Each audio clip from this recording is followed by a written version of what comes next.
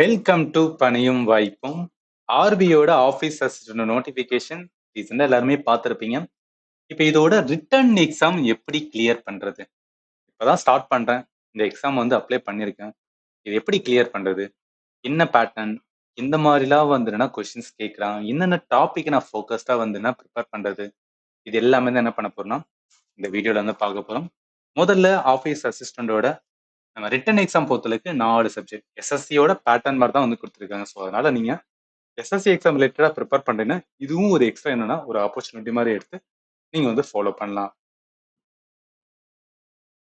இல்ல மொத்தமா 4 செக்ஷனா பிரிச்சிருக்காங்க. 120 கொஸ்டின்ஸ். ஒரு கொஸ்டினுக்கு 1 மார்க், 120 மார்க். டைம் பார்த்தோன்னா 90 மினிட்ஸ். ஸோ 1.5 மணி நேரம். ஓகே. எஸ்எஸ்சினா ஒரு 100 கொஸ்டின்ஸ் தான் இருக்கும். இதுல 120 கொஸ்டின்ஸ் இருக்காங்க. டைம் வந்து 1.5 மணி நேரத்துல இருக்கு. தாராளமா என்ன பண்ணலாம்னு வச்சுக்கலாம், நீங்க வந்து யூஸ் பண்ணலாம். இது ஃபர்ஸ்ட் வந்து ரிட்டன் இருக்கும். ரிட்டன் முடிச்சோன்னே என்ன லாங்குவேஜ் ப்ரொஃபிஷியன்சி டெஸ்ட்னு சொல்லுவாங்க.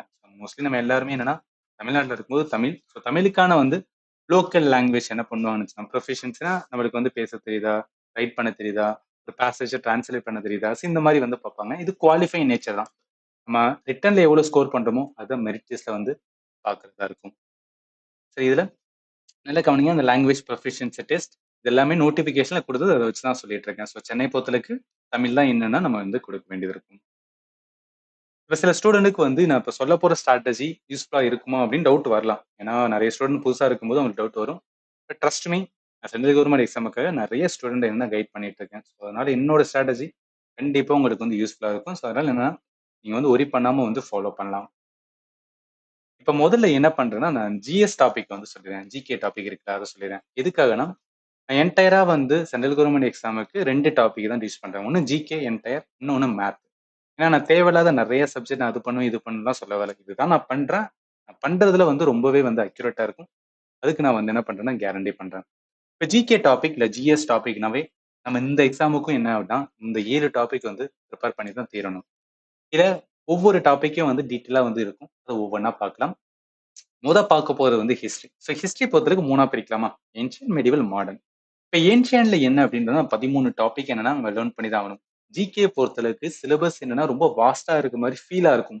பட் ஒன்ஸ் நீங்க வந்து அதை ப்ராப்பரா ப்ரிப்பேர் பண்ணிட்டீங்கன்னு வச்சுக்கலாம், எப்படி கேட்டாலும் உங்களால என்ன பண்ண முடியும்னா ஈஸியா வந்து ஆன்சர் பண்ண முடியும். இப்ப மேத்னா என்னன்னா நம்ம கான்செப்ட். சில டைம் சில பேருக்கு என்னன்னா கான்செப்ட் வரும், சில பேருக்கு கான்செப்ட் வராம இருக்கும். பட் அப்படி கிடையாது ஜிகே. ஒரு வாட்டி வந்து நம்ம ப்ரிப்பேர் பண்ண வேண்டியது பெருசா அதிகமா இருக்கலாம். பட் ஒன்ஸ் நம்ம வந்து நல்லா ப்ரிப்பேர் பண்றோம்னு வச்சுக்கோங்க, ஈஸியா ஸ்கோர் பண்ற ஏரியா. அதனால தான் வந்து சொல்றேன். ஃபண்டமெண்டலா இருக்கிறத வந்து நீங்க என்ன பண்ணக்கூடாது, மிஸ் பண்ணக்கூடாது. இப்ப நீங்க கரண்ட் அஃபேர்ல மிஸ் ஆகுதுன்னா ஓகே, அது எல்லாருக்கும் மிஸ் ஆகும். பட் இந்த மாதிரி டாபிக்ல மிஸ் பண்ண மாட்டாங்க. அதனால தான் சொல்றேன். இது ஏன்ஷியன்ட் டாபிக்கோட வந்து டீட்டெயில் இது. அதே மாதிரி தான் மெடிவல். அதே மாதிரி தான் வந்து மெடிவல் டாபிக். அதே மாதிரி தான் வந்து மாடர்ன் டாபிக். எப்போதும் எந்த ஒரு எக்ஸாமா இருந்தாலும் சரி, ஏன்ஷியன்ட்டும் மாடர்ன் தான் என்னன்னா ஃபர்ஸ்ட் ப்ரையாரிட்டி இருக்கணும். அப்புறம் தான் வந்து மெடிவல். எனக்கு தெரியும். பட் வந்து நீங்க நியூவா ப்ரிப்பேர் பண்றீங்கன்னா உங்களுக்கு தெரியணும். அதுக்காக தான் சொல்றேன். இப்ப இவ்ளோ டாபிக் இருக்கே சார். இதெல்லாம் எப்படி சார் நான் ப்ரிப்பேர் பண்ணி ரிவிஷன் பண்றதுன்னு நினைச்சீங்கன்னா, என்னோட வே ஆஃப் டீச்சிங் ரொம்பவே டிஃப்ரெண்டா இருக்கும். ஆல்ரெடி ப்ரிப்பேர் பண்ற ஸ்டூடெண்ட்க்கு டெஃபினட்டா தெரியும். நான் முடிஞ்ச அளவுக்கு வந்து மைண்ட் மேப், அனிமேஷன்ஸ் இந்த வேல தான் வந்து நான் டீச் பண்ணியிருப்பேன். ஸோ அதனால வந்து ரொம்பவே யூனிக்கா இருக்கும். ஜஸ்ட் என்ன பண்ணா ட்ரை அவுட் பண்ணுங்க. அடுத்து வாங்க. அடுத்து ஜியோகிராஃபி பொறுத்தளவுக்கு 2 விதமா பிரிப்பாங்க. ஒண்ணு வேர்ல்டு ஜியோகிராஃபின்னு சொல்லுவாங்க. அந்த வேர்ல்டு ஜியோகிராஃபில இருக்க அந்த 10 டாபிக் வரும். அடுத்து பார்த்தோம்னா இந்தியன் ஜியோகிராஃபிஸ். இந்தியன் ஜியோகிராஃபி பார்த்தா இந்த 12 டாபிக். அடுத்து பாலிட்டி. ஒன் ஆஃப் த வந்து ரொம்ப இம்பார்ட்டன்ட் சப்ஜெக்ட் ஆஃப் ஜிகே அப்படின்னாவே இந்த பாலிட்டி தான் சொல்லுவாங்க. இந்தியரோட அரசியலமைப்பு. மொத்தமா பார்த்தோன்னா 16 டாபிக் என்ன அப்படின்னா இதுல ப்ரிப்பேர் பண்ண வேண்டியது இருக்கும். அடுத்து எக்கானமி. எக்கானமி பொறுத்தளவுக்கு மோஸ்ட்லி இப்போ ரீசென்ட் டைம்ல எல்லாமே கரண்ட் அஃபேர் ஓரியன்டான எக்கானமி தான் கேட்டுட்டு இருக்காங்க. பட் ஃபண்டமெண்டலா பார்த்தா இந்த 10 டாபிக் இருக்கும். அடுத்து ஸ்ட்ராட்டஜிக்கு. இது எஸ்எஸ்சி ஓரியன்டான சிலபஸ்னால இதையும் கேட்கறதுக்கு சான்சஸ் இருக்கு. அதனால கொடுத்துருக்கேன். இது ஸ்ட்ராட்டஜிக்குன்னா ஒண்ணு கிடையாது. இந்த festival, classical dance, folk dance, musical instruments, books and author, census இதுலலாம் கொஸ்டின்ஸ் கேட்கலாம். அதனால ஏன்னா 30 கொஸ்டின்ஸ் இருக்குல்ல. ஸோ அதனால இந்த மாதிரி ஏரியாலாம் கேட்பாங்க. அதனால தான் கொடுத்துருக்கேன். அடுத்து இதெல்லாமே என்ன அப்படின்னு பார்த்தீங்கன்னு வச்சுக்கலாம். கம்ப்ளீட்டா ஜிகேயோட டாபிக் என்ன பண்ணணும்னு சொல்லியிருக்கேன். என்னென்ன டாபிக் இருக்குன்னு சொல்லியிருக்கேன். முதல்ல எந்த ஒரு எக்ஸாமா இருந்தாலும் அதுல என்னென்ன டாபிக் இருக்குன்னு ஃபர்ஸ்ட் நம்மளுக்கு தெரியணும். அப்பதான் ஒரு ஸ்ட்ராட்டஜைஸ் பண்ணி பிளான் பண்ணி என்னன்னா இந்த டாபிக் இப்படி படிக்கணும்னு சொல்லிட்டு உங்க மைண்டுக்குள்ள என்னன்னா ஒர்க் ஆகும். சும்மா ரேண்டமா போயிட்டு வந்து அதை படிப்போம் இதை படிப்போம் அப்படிலாம் படிக்கக்கூடாது. எதையுமே வேணா பிளான் பண்ணுங்க. ஸோ பிளான் பண்றதுக்கு டைம் எடுக்கும். பட் இருந்தாலும் அது ரொம்பவே எஃபெக்டிவா இருக்கும். அதனாலதான் சொல்றேன். இப்ப ஆப்டிடியூடுமே என்னன்னா நான் கம்ப்ளீட்டா உங்களுக்கு கொடுத்துருவேன். ஸோ 12 ஹவர்ஸ்ல கம்ப்ளீட் வந்து இங்க கொடுக்குற அந்த 14 டாபிக் என்னன்னா உங்களுக்கு நான் கவர் பண்ணிடுறேன். ஒவ்வொரு டாப்பிக்கும் தனியா எடுத்து ஃபார் எக்ஸாம்பிள் இப்போ பர்சன்டேஜ் இருக்குன்னா பர்சன்டேஜ்ல என்னெல்லாம் டைப் ஆஃப் கொஸ்டின்ஸ் இருக்கும், ஒவ்வொரு டைப்புக்கும் எப்படி எழுதணும், ஏதாவது ஷார்ட்கட்ஸ் இருக்கா, ஃபார்முலா இருக்கா, லாஜிக் என்ன, இந்த மாதிரி நான் சொல்லியிருப்பேன். இது ரொம்பவே வந்து பெனிஃபிட்டா இருக்கும். So trust me. இதுக்கப்புறம் பார்த்தோன்னா இங்கிலீஷ் கிளாஸஸ் எல்லாம் எடுக்கல. பட் நான் என்னோட ஸ்டூடெண்ட் எல்லாருக்கும் நான் சொல்றது, எய்ம் டிஎனோட யூடியூப் சேனல்ல ராஜலட்சுமி மேமோட வந்து கிளாஸஸ் இருக்கும். ஸோ உங்க கிளாஸஸ் வந்து எஸ்எஸ்சி எக்ஸாமுக்கு ரொம்பவே யூஸ்ஃபுல்லா இருக்கும். ஸோ அதனால என்ன, இதை பார்த்தாவே போதுமானதா இருக்கும். இது வந்து என்ன அப்படின்னா இங்கிலீஷ். ரீசனிங் பொறுத்தளவுக்கு நீங்க ஒரு எஸ்எஸ்சி எக்ஸாம் எந்த எக்ஸாம் வேணா எடுத்துக்கலாம். இப்போ ஜிடிஏக்கு எக்ஸாம் கூட எடுத்துக்கலாம். அதோட ரீசனிங் கொஸ்டின்ஸ் எடுத்து நீங்க சால்வ் பண்ணும்போது என்ன அப்படின்னா அதோட அப்ரோச் பேசிக் அப்ரோச் இருந்தால் போதும். அதை வச்சு என்ன பண்ணலாம்னா இந்த எக்ஸாமுக்கு வந்து நீங்க ஸ்கோர் பண்ணலாம். எதுக்காக சொல்ல வந்தா, ஒரு எஸ்எஸ்சி லைன் இல்ல ரயில்வே லைன் இல்ல டிஃபென்ஸ் லைன்ல இருக்கிற ஆஸ்பிரண்ட்க்கு வந்து இது வந்து ரொம்பவே என்னன்னா ஈஸியா இருக்கும். பட் வேற ஃபார் எக்ஸாம்பிள் டிஎன்பிஎஸ்ல இருந்து பாத்தீங்கன்னா கொஞ்சம் டஃபா தெரியும். பட் அந்த லைன்ல இருக்கும் ரொம்பவே ஈஸியா இருக்கும். அதனாலதான் சொல்றேன். சரி, இப்ப நான் என்ன 2 டாபிக் சொன்னா ஜிகே அண்ட் வந்து மேத். இது என்டையரா இதுல தான் கொடுத்துருக்கேன், ஆப்ல தான் கொடுத்துருக்கேன். ஆப்புக்கான லிங்க் இந்த வீடியோட டிஸ்கிரிப்ஷன்ல கொடுக்குறேன். நீங்க செக் பண்ணி பார்த்துக்கலாம்.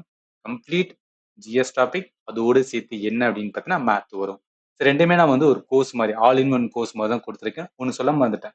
கரண்ட் அஃபேர் இருக்கு பார்த்தீங்களா? ஸோ கரண்ட் அஃபேருமே என்ன பண்ணிடுவேன்னா நான் உங்களுக்கு 1 இயருக்கான கரண்ட் அஃபேர் வந்து கொடுத்துருவேன். அதாவது ஜனவரி 2025 டு ஜனவரி 2026 இது வந்து கொடுத்துருவேன். ஏன்னா இதுக்குள்ளதான் வந்து என்னன்னா கரண்ட் அஃபேர் கேட்பாங்க.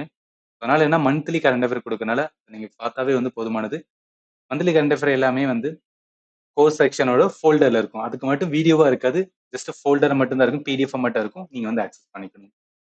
சரி, இப்போ எப்படி வந்து ஜாயின் பண்றது அப்படின்னு பாத்தீங்கன்னா, நீங்க ஒன்ஸ் ஆப்பை இன்ஸ்டால் பண்ணதுக்கு அப்புறம் இந்த மாதிரி வரும். இதுல ஸ்டோர் அப்படின்னு இருக்கும். இதை கிளிக் பண்ண இந்த மாதிரி வரும்.